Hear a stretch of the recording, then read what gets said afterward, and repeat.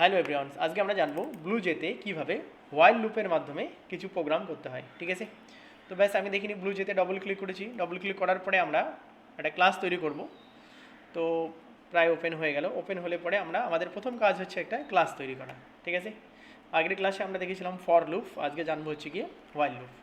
তো দেখিনি, আমি এখানে ওপেন হওয়ার সাথে নিউ ক্লাসে ক্লিক করব, একটু টাইম নিচ্ছে। এই যে নিউ ক্লাসে ক্লিক করলাম। তো নিউ ক্লাসে ক্লিক করার পরে আমরা হোয়াইল লুপ করব। তো আমি এখানে ক্লাসের নাম যেরকম প্রোগ্রাম করব সেই অনুযায়ী দেব। তো আমি দিলাম ধরি কি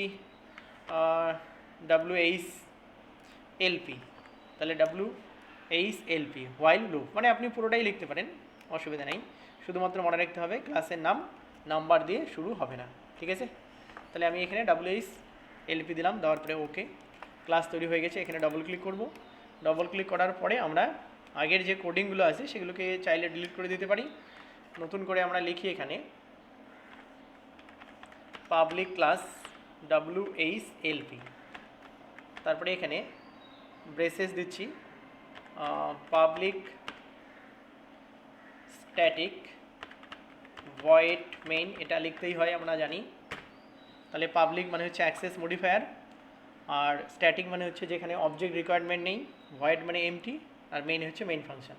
ঠিক আছে, এইবার আরেকটা ব্রেসেসের মধ্যে আমরা এখানে ভেরিয়েবল ডিক্লেয়ার করছি ইন্ট i ইকুয়াল টু 1।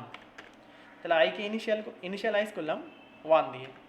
এবার বলছি while i less than equal to 15, i যদি 15-র কম হয় তখন কি হবে, আপনার আইটা প্রিন্ট হবে। তাহলে সিস্টেম ডট আউট ডট, এসটা বড় দিতে হবে, system dot out dot print LN দিয়ে এখানে আই দিলাম, ব্যাস আই প্রিন্ট হয়ে গেল। তার মানে 1 প্রিন্ট হলো।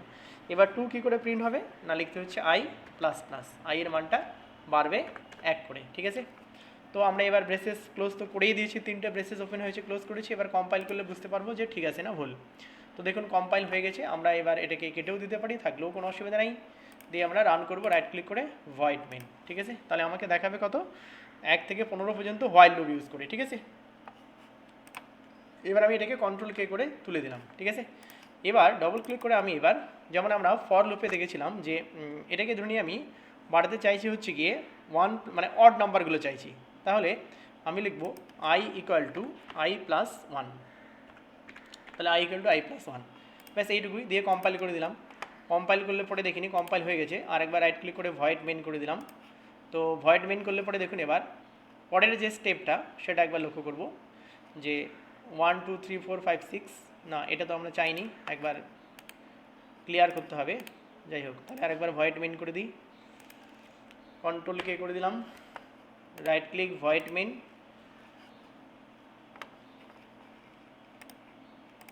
দেখব আচ্ছা সেমই থাকছে। তাহলে দেখিনি কোথায় আমরা ভুল করলাম। তাহলে i less than i equal to 1, i less than 50, i plus plus. ঠিক আছে, i equal to i plus 1। আচ্ছা, তাহলে 1 করেই পাচ্ছে, এই কারণে হয়নি। তাহলে মনে রাখতে হবে আমরা অড নাম্বারগুলো চাইছি, তাহলে 2 করে বাড়াতে হবে, তাহলে 2 দিয়ে দিলাম।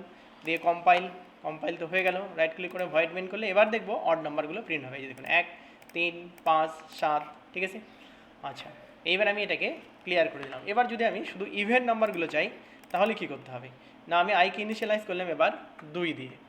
এইবার এখানে বললাম যে 2 প্লাস 2,